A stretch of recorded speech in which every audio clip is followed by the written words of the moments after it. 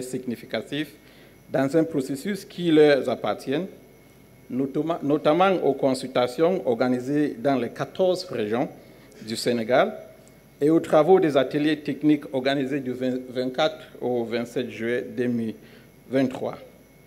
Nous avons noté et apprécié cette approche consistant à mettre l'accent sur les potentialités à valoriser au lieu de nous attarder sur nos contraintes. Monsieur le ministre, nous insistons sur cette approche inclusive car le PEC Priorité Jeunesse se doit d'apporter un cadre pour les jeunesses qui sont ou bien qui fait près de 75% de la population du Sénégal, particulièrement les plus vulnérables, notamment les jeunes femmes, les jeunesses en situation de handicapés et les jeunes migrants. Nous avons entendu notre frère parler surtout des situations de jeunesse en difficulté physique. Le PEC Jeunesse sera certainement complet et holistique, prenant en compte les différents aspects de votre vie en tant que citoyen du Sénégal. Je suis ravi de constater que les 6 axes ressortis lors de l'atelier technique, tels que l'éducation, la formation, l'employabilité, l'entrepreneuriat, ainsi de suite, le sport en plus et la culture, reflètent nos aspirations communes pour permettre aux jeunesses du pays d'avoir un avenir meilleur. D'ailleurs, ces axes sont en parfaite synergie avec la stratégie de l'ONU pour la jeunesse, nommée Jeunesse 2030 et lancée par le secrétaire général en 2018. La complémentarité de ce programme sera une force qui nous permettra de continuer à appuyer le gouvernement tout au long de la mise en œuvre du programme. Je ne saurais achever sans exprimer mon admiration pour la vision adoptée pour le PEC Priorité Jeunesse, qui met en lumière l'importance des jeunesses en tant que moteur de développement. Comme vous le savez, dans la perspective de l'agenda 2030, il est plus crucial que jamais de bâtir sur les nombreuses expériences et initiatives en place par l'État et ses partenaires du développement pour accélérer l'atteinte des objectifs du développement durable. C'est là, chers partenaires, que le système des Nations Unies et le PNUD peuvent également être utiles. Nous ne sommes plus que partenaires financiers. Nous sommes prêts, avec des expériences mondiales variées, une expertise technique et des systèmes opérationnels agiles pour aider à mettre en œuvre cette stratégie pour la jeunesse. Monsieur le ministre, je tiens à raffirmer l'engagement du système des Nations Unies envers le gouvernement du Sénégal et envers les jeunes pour vous soutenir pleinement dans ce processus. Nous serons présents à vos côtés et veillerons à ce que notre action soit concertée et efficace pour soutenir la mise en œuvre de cette stratégie qui sera, j'espère, adoptée aujourd'hui, et le système des Nations Unies mettra sur place les appuis financiers et techniques pour appuyer les prochaines étapes. Merci de votre amiable attention, chers partenaires. Merci, M. Ndioya Tikou. Vous parlez bien français les mardis. Et vendredi, ça va être mention très bien. Alors, juste avant de passer la parole à M. le ministre de la Jeunesse, de l'Emploi et de l'Entrepreneuriat, quelques idées qui sont parvenues sur mon téléphone pour demander aux boss et justement ceux qui ont fait au Sénégal. Prendre l'apéro pour aller dans un Eldorado qui se trouve ailleurs ou acheter quelques produits, ouvrir une petite boutique dans un quartier, faire, je ne sais pas, de la blanchisserie ou je ne sais pas quoi d'autre, ou du mobile money. Ce sont ces problématiques-là, je pense qu'il faut évoquer avec les jeunes. Et que quand on a 300 000 francs dans ce pays, ou même 100 000, on peut vendre du café tout bas et ça marche parce que la demande, elle est forte. Moi, j'ai vu dans des baptêmes où maintenant on propose du was aux invités. Et le monsieur en question, c'est au Parcelles Assainies, il le fait à 15 000 francs les 10 litres. Alors, si vous avez 20 commandes dans la journée, ma foi, à la fin du mois, vous vous retrouvez avec presque 1 million. Et c'est pour cela qu'il faut, pour moi, un langage d'optimisme envers la jeunesse et d'espoir, et surtout communiquer sur les dispositifs en français, en wolof ou dans les autres langues nationales. Et c'est pour cela, Monsieur le ministre, je vous invite à Abi. Ah, d'accord, Madame Abissey va dire un mot. Je vous invite, avec les différents responsables des structures étatiques, à aller, comme on l'a dit tout à l'heure, vers cette communication intensive sur les politiques publiques dédiées aux jeunes, que ce soit dans le secteur privé, la société civile ou dans les structures étatiques. Madame Abissey, déléguée générale à la DRFJ, va dire un mot avant Monsieur le ministre.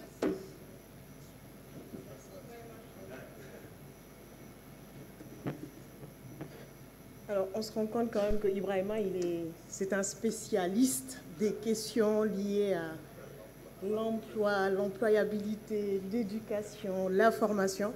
C'est un plaisir de t'écouter aussi donner ton vécu.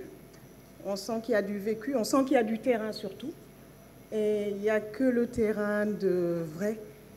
Et je vais commencer par dire bonjour, Monsieur le ministre de l'Emploi, de l'Entrepreneuriat, de la Jeunesse, de l'Entrepreneuriat et de l'Emploi. Monsieur le représentant de la coordinatrice du Système des Nations Unies, Excellence, Monsieur l'ambassadeur de la délégation à l'Union européenne, Madame la représentante de Enabel, ma chère Auria, Monsieur le représentant du Conseil national de la jeunesse, et je finis, protocolairement, je sais que ce n'est pas comme ça, mais je finis par mon cher frère et ami, le DG du BOSS, avec ses équipes. Je voulais finir par vous pour saluer, bien sûr, les invités, les honorables distingués invités qui sont là présents, mais saluer tout le travail qui nous a été présenté. Je me suis délectée. Je me suis délectée puisqu'on est sur le terrain et l'approche est très innovante.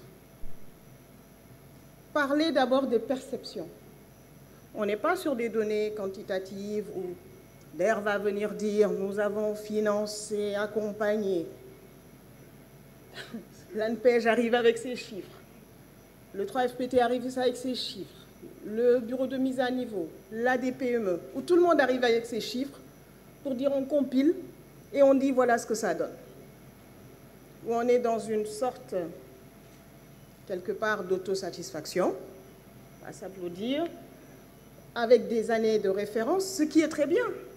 Mais je pense que l'exercice n'était pas ce qui était demandé. Quand on parle de restructuration, en s'adressant à une cible ou en parlant d'une cible donnée, c'était de partir de cette cible avec aussi sa réalité, la perception. Vous savez, la perception, c'est quelque chose de... Je ne dirais pas que c'est le plus important, mais c'est avec la perception qu'on arrive à avoir la quintessence même de là où on doit aller ou pas. On peut faire de très très belles choses. Et je pense que si on avait pris cette porte d'entrée, on aurait tous dit, mais si, l'État a mis en place les pôles emploi dans les 46 départements. L'État a fait beaucoup de choses. Il y a les maisons de la jeunesse qui vont être créées. Il y a tellement de choses. Mais si, on se déploie au niveau départemental. On est même au niveau communal. Parce que l'ADER va dire, on est dans les 556 communes du Sénégal. Je pense que ce n'était pas ça qui était demandé. Ce qui était demandé, c'était cet exercice de tendre le micro et d'écouter. Avec des tranches d'âge. J'y reviendrai probablement. Mais avec des problématiques qu'on ne s'attendait pas. Parce qu'en général, quand on parle de jeunesse, et là je rejoins Sobel, on dit la problématique des jeunes. Et en général aussi, on dit l'emploi, la formation. C'est en général ce triptyque. Emploi, employabilité, formation, entrepreneuriat, auto-emploi. On cantonne nos jeunes à ces concepts. Et j'ai eu l'agréable surprise, vraiment, en vous écoutant, Dr Senghor, Yandé, Monsieur Ndiaye, enfin vous tous. D'ailleurs, il faut m'embaucher un peu chez vous là.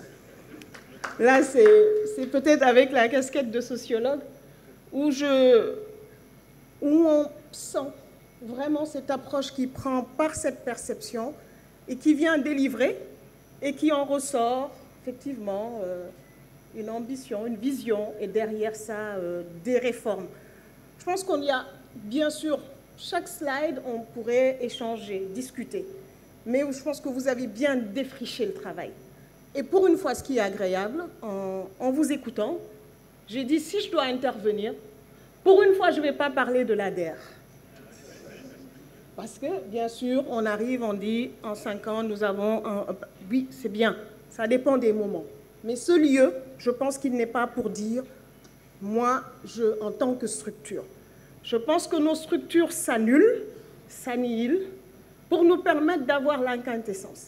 Ce travail au niveau des forats, et je pense que vous l'avez dit, ça va se continuer puisque vous allez aller explorer les spécificités locales, les spécificités des territoires. C'est pour ça que quand on dit que les collectivités ne sont pas impliquées, je pense que c'est un démarrage. Je pense que vous l'avez dit, hein, on est à ce niveau, je ne dirais pas zéro, hein, beaucoup de choses ont été faites. Mais je pense que voilà, il y a beaucoup de choses et beaucoup de chantiers qui attendent. Et ça ne peut se faire aussi qu'avec l'implication de tous. Je vais revenir sur 2-3 choses, après j'arrête parce que je pense que monsieur le ministre a faim aussi. Moi aussi. Vous nous avez permis de balayer, de parcourir, en tout cas de visiter ces jeunes à travers la santé, la protection, la nutrition, beaucoup de choses qui font sens aujourd'hui et qu'on va retrouver plus tard. Et là, pour le coup, si je ressemble sur l'ADER, quand on parle de protection sociale, à un moment donné, même en finançant, en accompagnant techniquement et financièrement, cette question va se retrouver au bout de la chaîne parce qu'elle n'a pas été réglée avant. Donc forcément, je pense qu'il y a des jalons sur lesquels on ne peut pas faire l'économie. La sécurité, l'habitat, la citoyenneté, le sport, la culture aussi dans son sens économique, il est vrai, et tous ces secteurs, le loisir aussi, je pense que ça nous a permis de nous rendre compte que quand on parle de la jeunesse, on n'est pas uniquement sur que la formation, que l'éducation et que l'employabilité ou l'entrepreneuriat. Je vais parler de 2-3 choses. C'est d'abord, je pense qu'on l'a dit et redit, mais je pense que vous l'avez bien en tête, DG, c'est la mise en cohérence de tout ce qui se fait, de tout ce qui existe. Je pense que c'est important, déjà au niveau des structures de l'État, qu'on puisse donner du sens, qu'on enlève ce cloisonnement qui ne veut rien dire, en fait. Et je le dis avec beaucoup avec beaucoup d'aisance, parce que j'y crois fermement. C'est la même ressource, en général. C'est la ressource de l'État, qui est mobilisée partout. Donc, quand il y a des doublons ou des choses qui sont faites par plusieurs, ma foi, où est l'efficacité? La même ressource, en général. Et au-delà de ça, le jeune, on le perd. Hein. Problème d'accès à l'information. Il y a plusieurs niveaux. Et ça, c'est le deuxième point. L'information, je pense que ça a été dit. On a parlé des lieux d'ancrage, les centres, comme l'a dit Sobel. Le ministère est en train de faire aussi des choses. Et je pense que des choses aussi ont déjà été faites. Mais il ne suffit pas que de ça. Vous savez, moi, j'ai envie de dire que nous devons aller un peu dans ce que nous faisons. On parle beaucoup aujourd'hui du concept d'autonomisation des femmes. L'autonomisation, elle n'est pas qu'économique, bien sûr. Je pense qu'il faut aussi qu'on entre dans l'autonomisation des jeunes, avec tout ce que cela comporte. Ce n'est pas que de l'inclusion financière, ce n'est pas que de l'inclusion sociale, ce n'est pas que de l'inclusion, c'est un package. Ou le jeune aussi, au-delà de lui dire il faut aller à la maison de la jeunesse, ou il faut aller au pôle emploi. Vous savez, même au téléphone, des fois, il arrive d'avoir un jeune, de lui parler. Il faut aller au pôle emploi Où se trouve le pôle emploi? Je dis, vous m'appelez avec votre téléphone en raccrochant. Est-ce que vous pouvez juste taper pôle emploi, Dakar, Koloban, et vous verrez.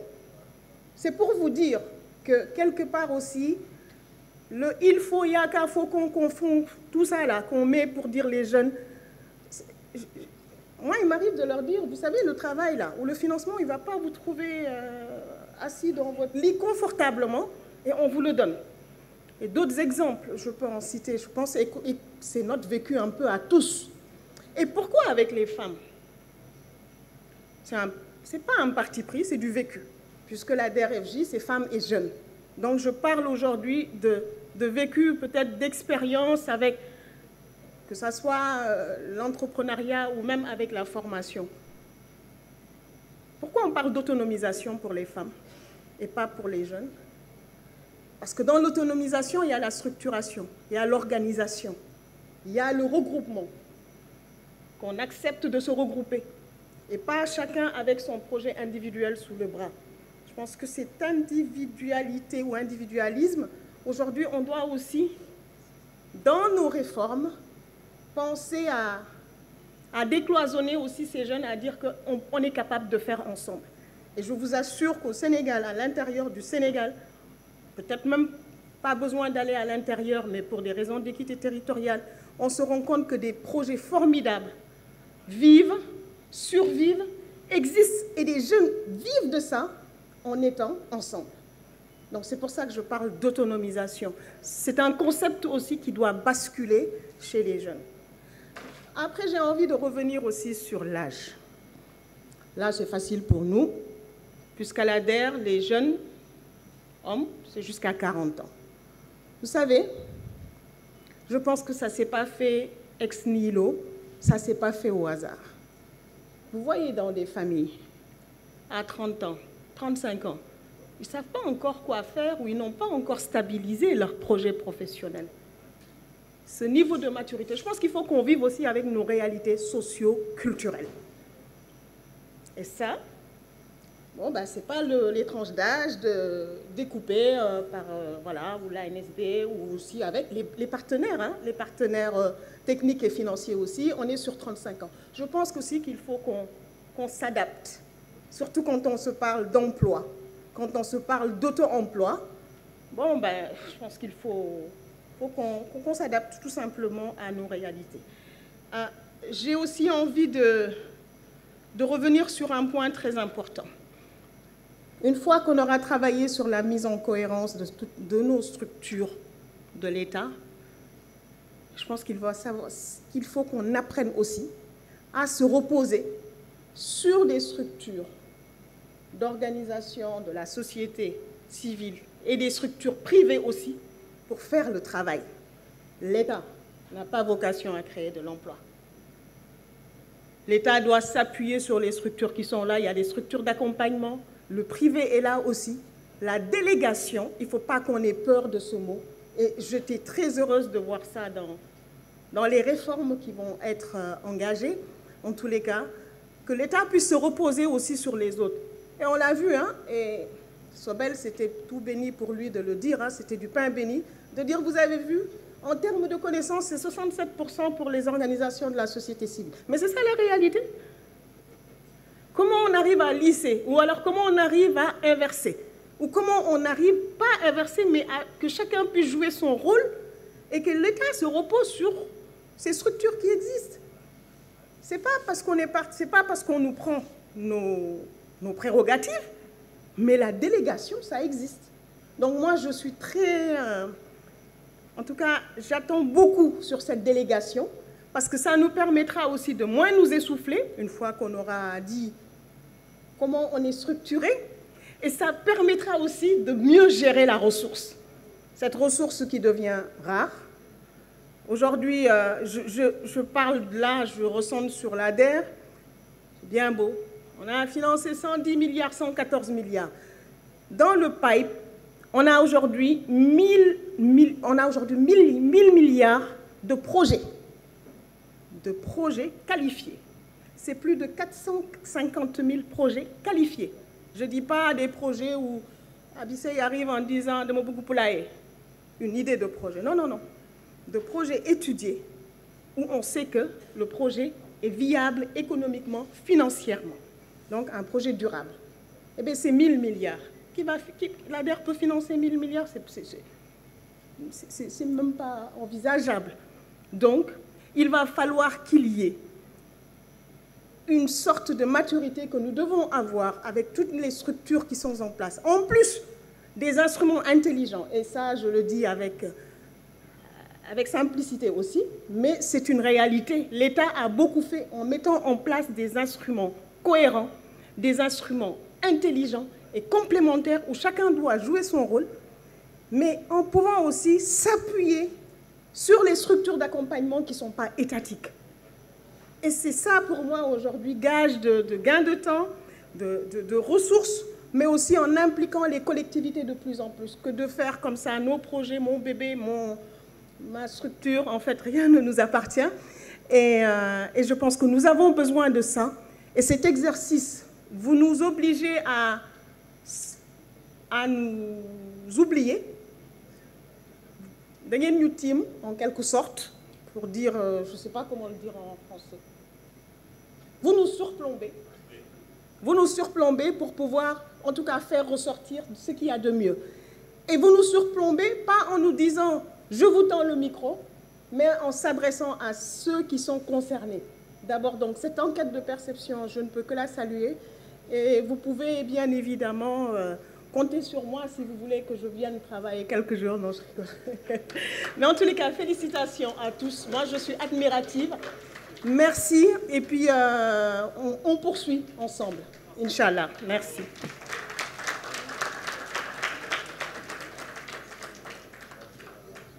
Merci, Madame Abissey, déléguée générale à la délégation à l'entrepreneuriat rapide des jeunes et des femmes. Et merci pour cette dose de sociologie économiquement viable. Et cette trajectoire 2035, c'est pour nos enfants, nos neveux, ceux-là qui ont 5-10 ans. Et c'est ça qui fait un peu, à mon sens, cette vision assez éclairée du PSE, parce que ça va au-delà de nos générations actuelles, et c'est sans doute pour ces jeunes-là qui vont devoir aller à l'école, se faire former, aller dans les daras, c'est important. Parce que moi, je dis aux jeunes, il n'a pas d'option.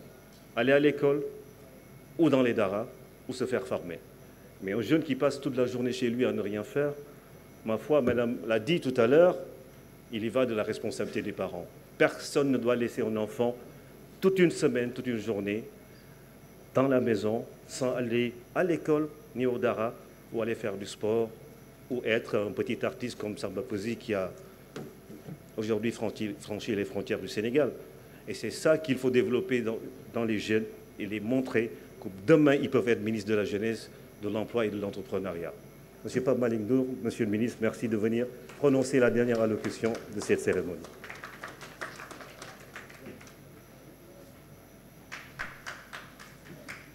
Merci.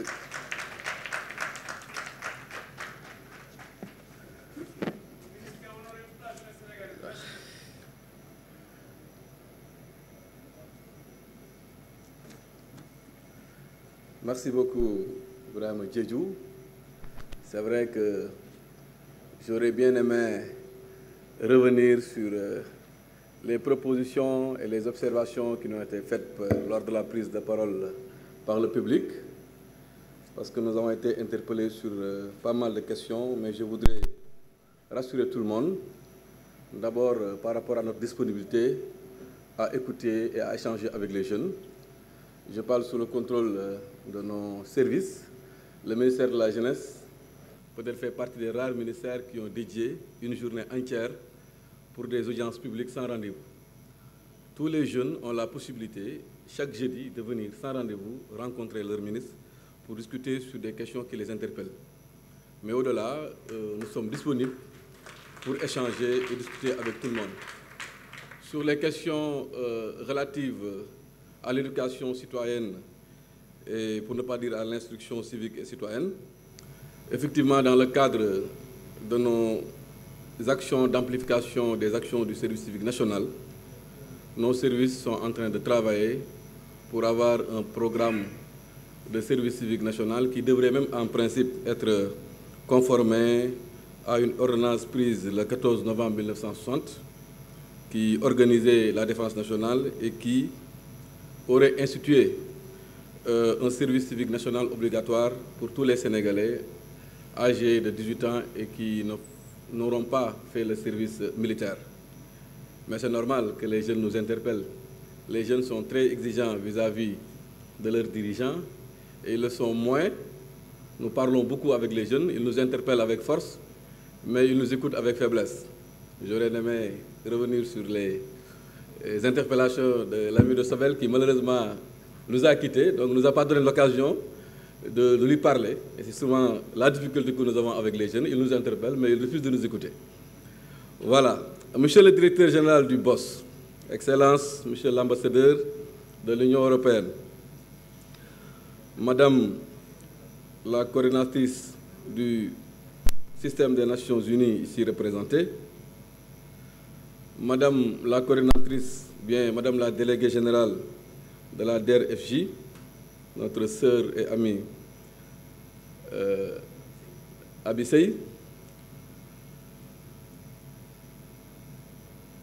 Madame la représentante de la coopération belge, Mesdames, Messieurs les responsables des projets et programmes et ou représentants des ministères sectoriels, Monsieur le Président du Conseil départemental de Bambey, représentant l'Union des associations des élus locaux, mon frère et ami Babacar, Mesdames, Messieurs les responsables d'organisations de jeunesse, Mesdames et Messieurs, chers participants, en vos rangs, grades, qualités et titres, tout protocole observé, distingués invités. Présider l'atelier de validation des orientations stratégiques du PSE Priorité Jeunesse est pour moi un immense plaisir, mais surtout un agréable devoir, en ma qualité de ministre en charge de la jeunesse. La rencontre d'aujourd'hui constitue sans doute l'aboutissement d'un travail collectif considérable entrepris depuis plusieurs années, ou bien depuis plusieurs semaines, j'allais dire bien sûr depuis plusieurs années, parce que, comme on l'a rappelé tout à l'heure, ce processus aujourd'hui qui arrive à maturité date de plusieurs années maintenant. Donc, dans le cadre du processus de structuration du PSE Priorité Jeunesse, avec la participation active et remarquable de diverses catégories d'acteurs, parmi lesquels plusieurs institutions et organisations.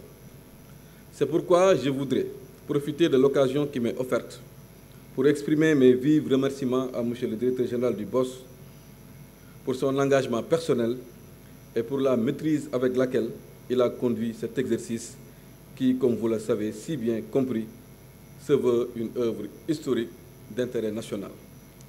Je tiens également à féliciter, Monsieur le directeur général, toute votre équipe, mobilisée avec passion et générosité depuis 2 ans autour de ce projet qui vise à doter enfin le Sénégal d'un cadre programmatique et de gouvernance de référence dans le secteur de la jeunesse. Mesdames et Messieurs, distingués invités, le gouvernement du Sénégal, sous l'impulsion du chef de l'État, son Excellence Monsieur le Président Macky Sall, s'est pleinement engagé durant cette dernière décennie dans la recherche des voies et moyens pour faire du Sénégal un pays émergent à l'horizon 2035, suivant une dynamique de valorisation de l'immense potentiel de notre capital humain.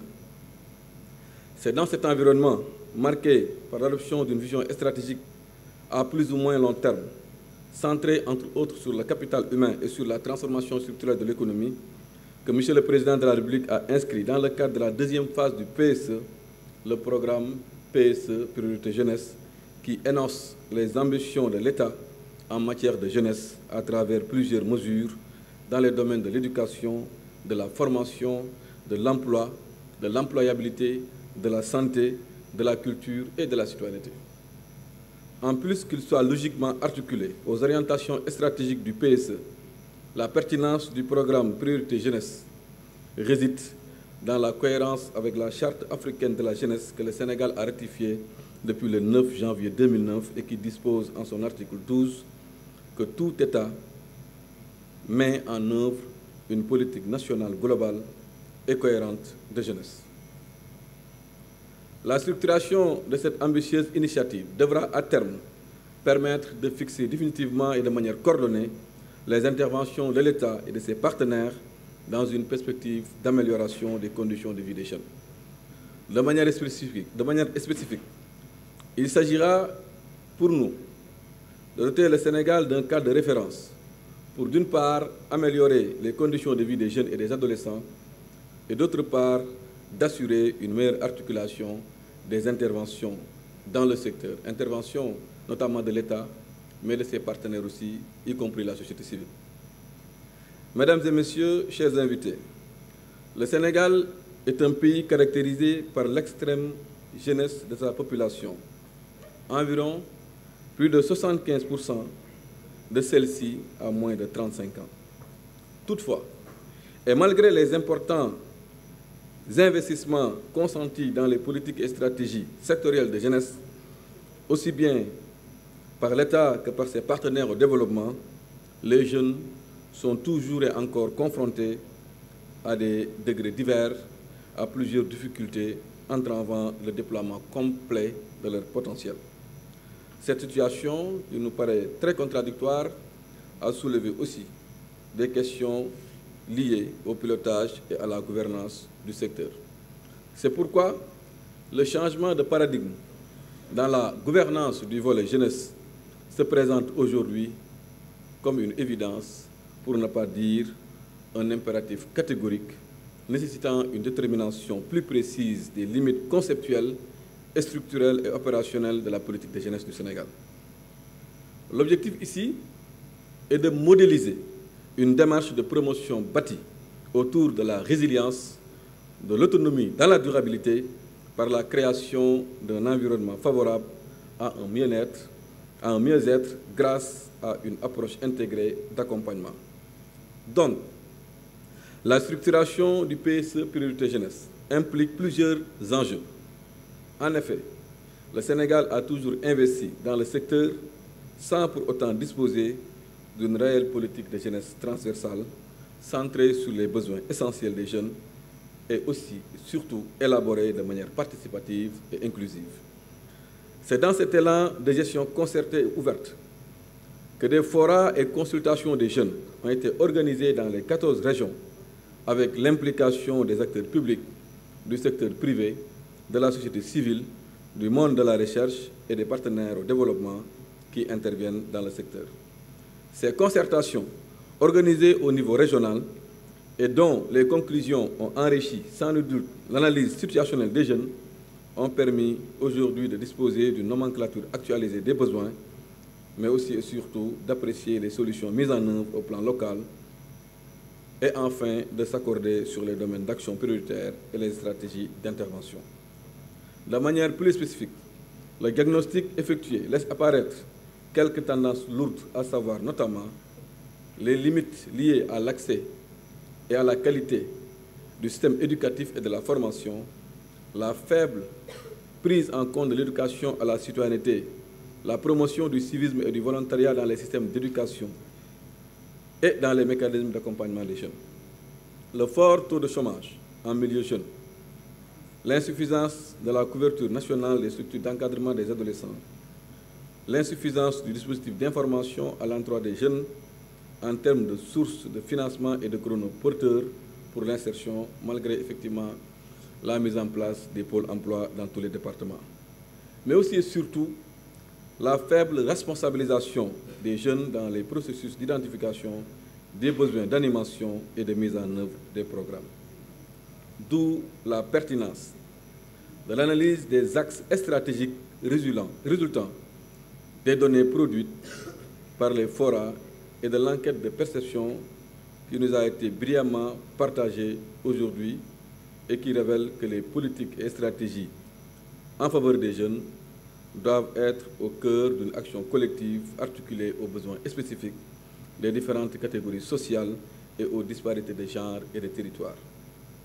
Mesdames, Messieurs, chers participants, les effets cumulatifs des interventions sur un horizon pluriannuel favoriseront sans doute l'émergence d'une jeunesse autonome, épanouie, fortement imprégnée des valeurs morales et citoyennes et jouissant d'un bien-être mental, physique et socio-économique dans le cadre d'un système d'accompagnement intégré et durable.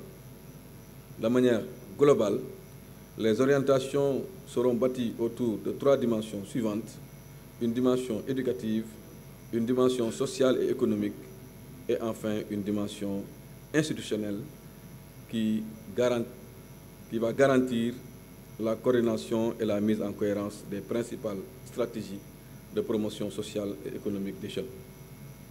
À cet égard, je voudrais tout simplement vous inviter à veiller à l'alignement des orientations et axes stratégiques au nouveau programme national de développement en cours d'élaboration, sans oublier les lignes directrices des agendas 2030 des Nations Unies et 2063 de l'Union africaine. La prise en compte des nouveaux défis, surtout ceux qui découlent de la mondialisation, des menaces contre le terrorisme, l'extrémisme religieux et l'immigration régulière, tout en prenant en compte l'aspect genre et équité. Mesdames, Messieurs, chers participants, je me félicite déjà de la qualité du travail mené conjointement par les différentes parties sous la conduite du BOSS, dont les résultats partagés reflètent l'expertise et le savoir-faire des équipes mobilisées.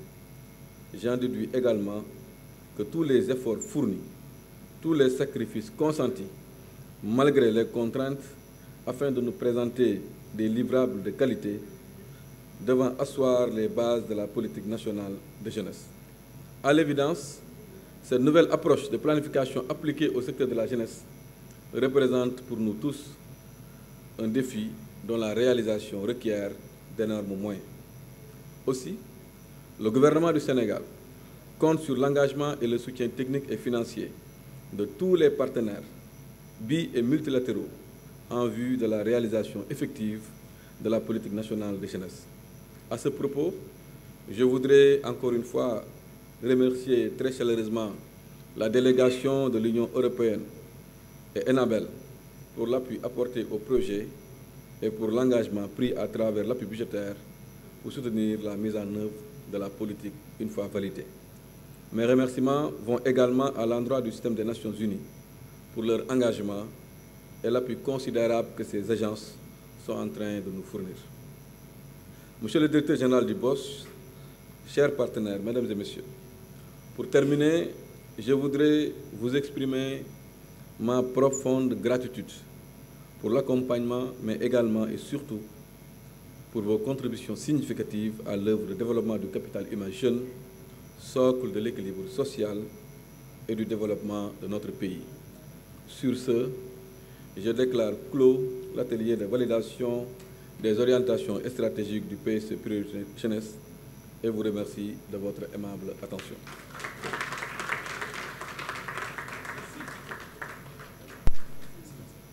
Merci, Monsieur le ministre de la Jeunesse, de l'Emploi et de l'Entrepreneuriat. Alors, c'est la fin de cet atelier. Juste rappeler en Wolof qu'on dit souvent que Borom Karawunyul dal Tawuko. Quand on n'a pas encore les cheveux blancs, tous les espoirs sont permis. Et j'entends souvent les jeunes dire Amoul Bayi, Neksi, Kharagne. Je pense que ce sont des choses qu'il faut rappeler encore une fois aux jeunes. Et